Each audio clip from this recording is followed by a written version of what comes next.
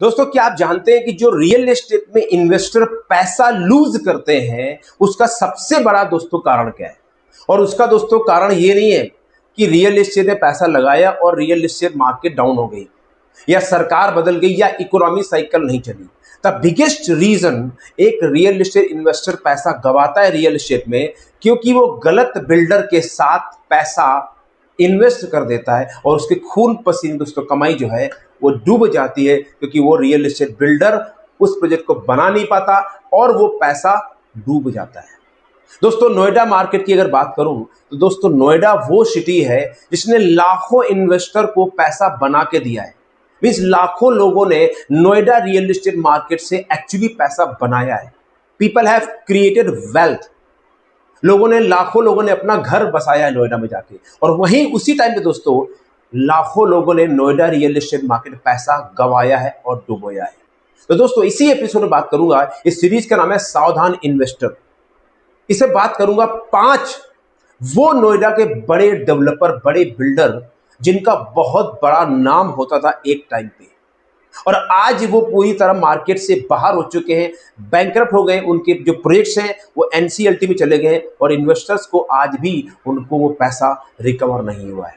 तो दोस्तों इसका पर्पस क्या है? पर्पस उन बिल्डर के बारे में नेगेटिव बात करना नहीं है, किसी तरह की नेगेटिविटी फैलाना नहीं है या किसी की टांग खींचना नहीं है। पर्पस ये है कि आप अगर एक इन्वेस्टर हैं और आप चाहते हैं कि आप जो गलतियां पहले लोगों ने करी हैं उससे सीख जाएं ताकि आपका पैसा इन्वेस्ट करने जाएं तो पैसा आपके लिए वेल्थ क्रिएट करे, जिन सपनों के लिए जाएं बजाय कि पैसा आपका डूब जाए। इसीलिए दोस्तों ये एपिसोड बना रहा हूं। बात करेंगे, सबसे पहले बताऊंगा वो नोएडा के 5 बड़े बिल्डर जिनका नाम सुनते लोग बोलते थे ना, लगा दे भाई, बिना साइट देखे बस लगा दे। तो उन 5 बिल्डर के नाम बताऊंगा, उसके बाद गहराई में चलूंगा। दोस्तों तो मेरा जो स्वभाव है, मैं बाई नेचर ना गहराई में सोचता हूं, मैं एजुकेटर हूं, तो वो जो मेरा स्वभाव है वो आपके काम आएगा। मैं आपको गहराई वाला पॉइंट बताऊंगा कि कॉमन रीजन क्या है जिसकी वजह से ये सारे बिल्डर सस्टेन नहीं कर पाए और इनका बिजनेस बंद हो गया और लाखों इन्वेस्टर पैसा डूब गया। और फिर बताऊंगा कि कैसे अवॉइड करेंगे आप ताकि आपका पैसा ना डूबे, आप कैसे सही बिल्डर का चयन करेंगे ताकि आप वेल्थ बना पाए। दोस्तों मेरा नाम है रवि सचान और I am the founder of Bharat growth partners और एक मिशन है इंडिया की जो इमर्जिंग लोकेशंस है, इंडिया की इंफ्रास्ट्रक्चर मार्केट को एक्सप्लोर कर रहा हूं और हेल्प करना है लोगों को ताकि वो भी सही तरीके से अपने आप को एजुकेट करके रियल एस्टेट में, इंफ्रास्ट्रक्चर मार्केट में वेल्थ क्रिएट कर सकें और हम एक प्रॉस्परस सोसाइटी बना सकें स्पिरिचुअलिटी के साथ में। तो दोस्तों अगर आप जुड़ना चाहते हैं मेरे मिशन से तो सब्सक्राइब कर लीजिए। एक हमारी कम्युनिटी है, उसका नाम है इंडिया ग्रोथ स्टोरी। वहां पे मैं इनवाइट करता हूं, अगर आप लाइक माइंडेड हैं, we don't sell the air, we educate you, तो आप उसका हिस्सा बन सकते हैं। उन नीचे लिंक दिया, उसको क्लिक कर दीजिए। अब दोस्तों बात करते हैं कि आखिरकार वो 5 बिल्डर जिनके नाम पे नोएडा पे तूती बजती थी आज दोस्तों मार्केट से खत्म हो चुके हैं। पहला दोस्तों नाम है आम्रपाली, ठीक है ना, नाम सुना है आम्रपाली। आम्रपाली दोस्तों बताऊं 2008-9 की बात करूं तो एक टाइम था जब नोएडा के अंदर अगर 50 प्रोजेक्ट चलते थे तो 10-15 प्रोजेक्ट आम्रपाली के होते थे। 2 किलोमीटर चलो आम्रपाली आम्रपाली आम्रपाली। और इसके जो चेयरमैन थे डॉक्टर अनिल शर्मा जी, आज की डेट में 2009 में जब प्रॉब्लम हुई कंपनी में, फिर जेल भी गए और बहुत सारे इश्यूज हुए। बताऊंगा रीजन क्या है, कंपनी क्यों बिजनेस से बाहर हो गई, अचानक ऐसा रातों रात क्या हो गया कि बिजनेस खत्म हो गया। दूसरा दोस्तों नाम है सुपरटेक, है ना।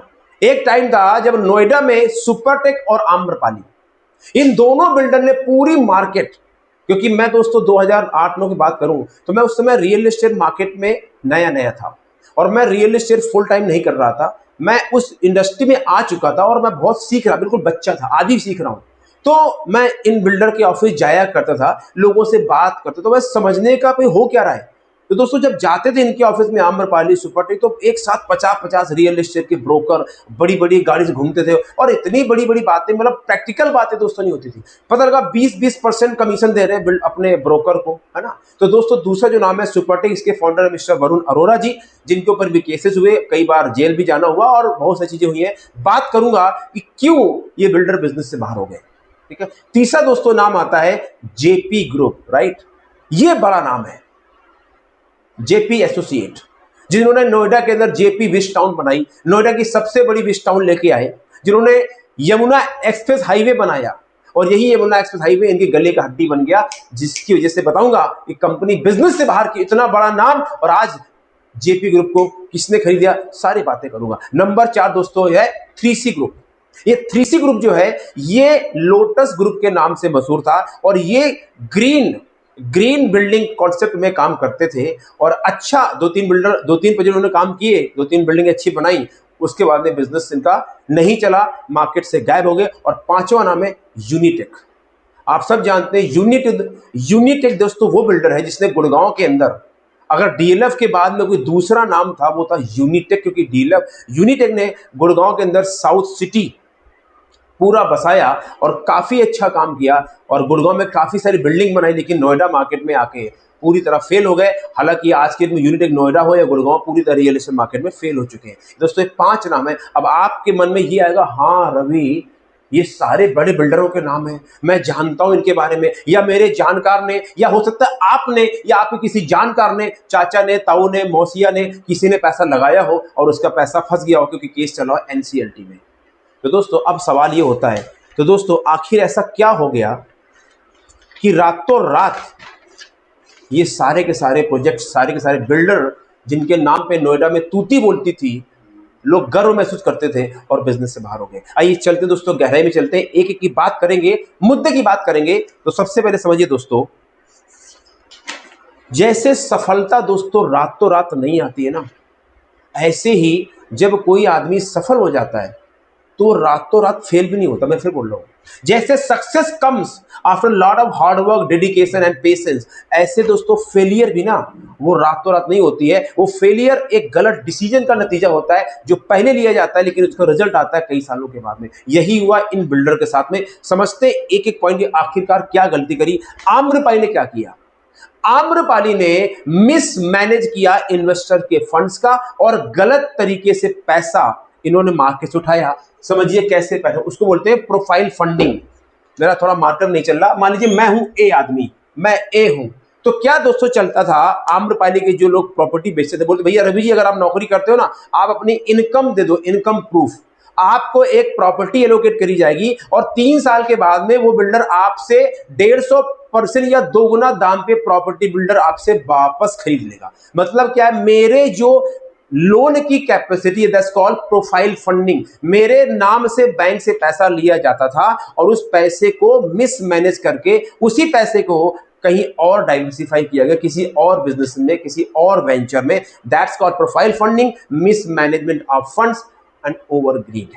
ये दोस्तों गलती करी आम्रपाली ने, और इस वजह से सस्टेन नहीं हो पाए, बिजनेस चौपट हो गया। नंबर 2 सुपरटेक ने भी यही गलती करी आम्रपाली जैसे, ओवर एक्सपेंशन कर दिए, इतने सारे प्रोजेक्ट लॉन्च कर दिए, ए का पैसा लिया प्रोजेक्ट का, उसको नहीं बनाया, बी में लगा दिया, और इन्होंने इलीगल कंस्ट्रक्शन करी, जो कि नोएडा के अंदर जो एमरल्ड गोल्ड में इनकी जो गिराई गई 2 बिल्डिंग, उससे कंपनी को 500 करोड़ का लॉस हुआ। और फिर अगेन वही प्रोफाइल फंडिंग, ए से पैसा लेके कहीं और डाइवर्सिफाई किया, और वो प्रोजेक्ट चला नहीं, तो अल्टीमेटली क्या हुआ, प्रॉब्लम क्रिएट हो गई और बिजनेस सस्टेन नहीं हो पाया। नंबर 3 जेपी, ये थोड़ा केस दोस्तों इंटरेस्टिंग है।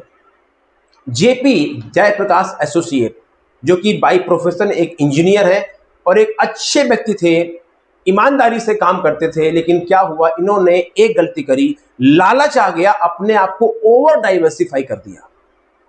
रियल एस्टेट बिल्डर में बहुत अच्छा काम कर रहा था, नोएडा में लैंड थी, सबसे पहले क्या किया, ये सीमेंट में और रियल एस्टेट बिजनेस में थे, लेकिन अचानक से क्या किया, इन्होंने हॉस्पिटैलिटी में आ गए, उसके बाद में क्या किया, थर्मल पावर में आ गए, उसके बाद में और गलती करी, ये यमुना एक्सप्रेस वे और इंटरनेशनल जो बुद्ध सर्किट बनाया ग्रेटर नोएडा में, ये दोनों बना दिए, इससे इनकम कुछ हुई नहीं, धंधा चौपट हो गया, ओवर डाइवर्सिफाई कर दिया, पैसा मैनेज हुआ नहीं, प्रोजेक्ट बिके नहीं, इतना लोड बढ़ गया, कंपनी सस्टेन नहीं कर पाई। समझ रहे हैं, ये मुद्दा समझिए। और चौथा दोस्तों 3C ग्रीन डेवलपमेंट के नाम से बड़े तजुर्बे के साथ, बड़े कॉन्फिडेंस से अपना माल बेचते थे। इन्होंने लोटस बुलेवार्ड 300 प्रोजेक्ट डिलीवर भी किया, और बड़ा वो था, क्या बोलते हैं, एटीट्यूड, बात ही नहीं करते थे लोगों से। किया क्या इन्होंने एक प्रोजेक्ट जो पैसा उठाया था, उसको डिलीवर नहीं किया, उससे क्या किया, आगे प्रोजेक्ट फंसा दिया। और जो नोएडा अथॉरिटी से लैंड ली थी उसका पैसा दिया नहीं, और लैंड की कॉस्ट ज़्यादा थी, लैंड खरीद ली थी और लैंड का पैसा दिया नहीं। बिल्ड जो प्रोजेक्ट जो पैसा उठाया इन्वेस्टर से, उस पैसों को और लगा दिया। हुआ क्या, साइकिल घूमी नहीं, डन। और पांचवा यूनिटेक, सेम गलती जो करी जेपी ने। रियल एस्टेट में इतनी सफलता मिल चुकी थी यूनिटेक वालों, अगर वो अपने रियल एस्टेट बिजनेस में ही फोकस रखते गुड़गांव के अंदर, तो आज मैं गारंटी से कह सकता हूं दोस्तों, यूनिटेक डीएलएफ के बराबर खड़ा होता। आप जाके देखो यूनिट जो गुड़गांव में काम किया यूनिटेक ने, जबरदस्त काम किया यार। लेकिन बस क्या हुआ, टेलीकॉम आया, उस टेलीकॉम में घुसे, वहां स्कैम में फंस गए, जो भी हुआ रीजन, राइट। उसके में क्या और पंगे हो गए, इधर प्रोजेक्ट फंस गए, पैसा लिया, डिलीवर नहीं कर पाए, बर्डन बढ़ गया, over diversification and miss management of fund. कहां खरबों रुपए दोस्तों कंपनी और बिजनेस से बाहर हो गया। अब यहां पे एक बात समझने वाली है, अगर आप समझदार हैं समझ जाएंगे। इन पांचों केस स्टडी में एक बात दोस्तों बहुत कॉमन है, बहुत, ये सबसे पावरफुल दोस्तों पॉइंट है। क्या पॉइंट है, इन पांचों पॉइंट में अगर आप देखें तो सबसे बड़ा दोस्तों जो कारण है इन बिल्डर्स का फेल होने का, वो है miss management of fund and greed. क्यों ग्रीड आया, ये बनाया नहीं, आगे फंसा दिया, आगे जमीन लेके मैं सबसे आगे निकल जाऊं, इधर क्लियर नहीं किया, आगे इसकी टोपी उसके सब। That's called greed cycle, vicious cycle. और इसीलिए जब ग्रीड दोस्तों आता है ना, तो जैसे ही मिस मैनेज किया फिर वो संभलता नहीं, एक साइकिल का चक्का रुका, बिजनेस कोलैप्स। ये है common factor, miss management of funds and greed factors. अब वो सब तो रवि जी ठीक है, क्या आप बता सकते हैं कि हमें अगर बिल्डर फाइनल करना हो तो हमें कौन से 3 फैक्टर देखने चाहिए ताकि जो गलती हमने करी, हमारे जानकार ने करी, वो लोग ना करें। देखिए दोस्तों, बिल्कुल बता रहा हूं, जैसा आप जानते हैं मैं एजुकेटर हूं, मैं थिंकर हूं, मैं राइटर हूं, मैं कोच हूं, और यही मेरी सबसे पावरफुल, यही मेरी स्ट्रेंथ है।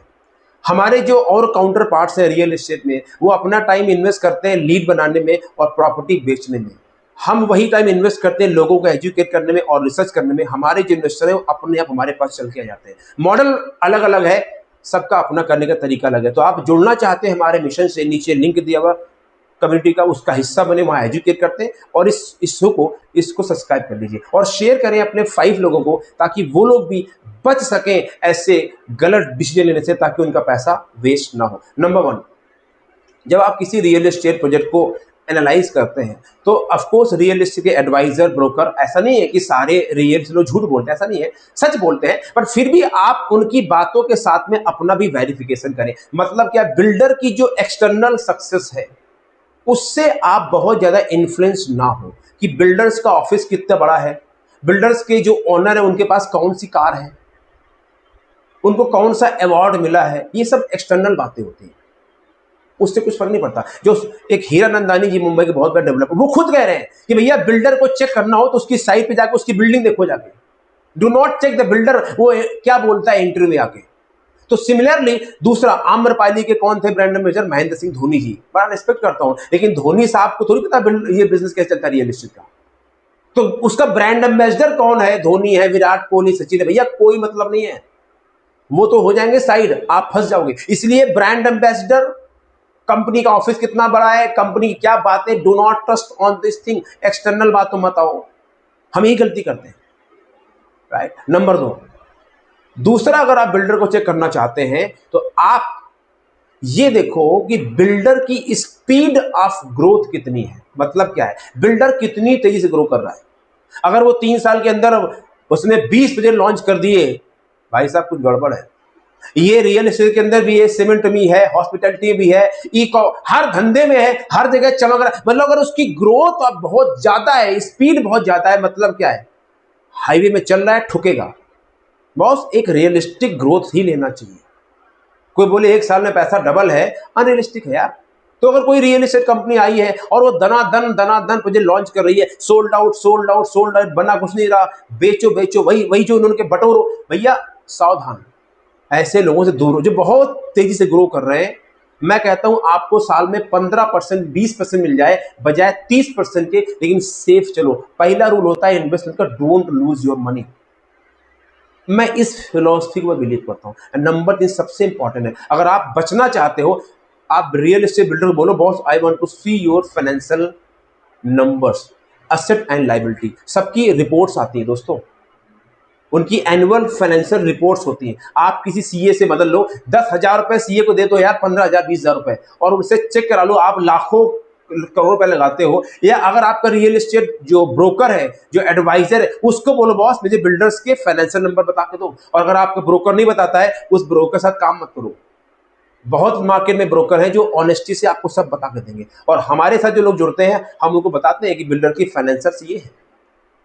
तो दोस्तों check the numbers of the real estate developer. अगर ये 3 काम दोस्तों कर लेंगे तो बिलीव मी आप 99% अवॉइड करेंगे। 1% दोस्तों गारंटी नहीं है, क्योंकि ये जो वर्ल्ड है अनसर्टेन है, कल कुछ भी हो सकता है। 1% you have to leave on the god and I personally believe on the spirituality. So अगर आपको दोस्तों ये कंटेंट अच्छा लगा, मेरा प्रयास है कल बताऊंगा कि इंडिया के अंदर सबसे 7 बड़े रियल एस्टेट में स्कैम कौन से होते हैं। अब कल बात करूंगा स्कैम्स की।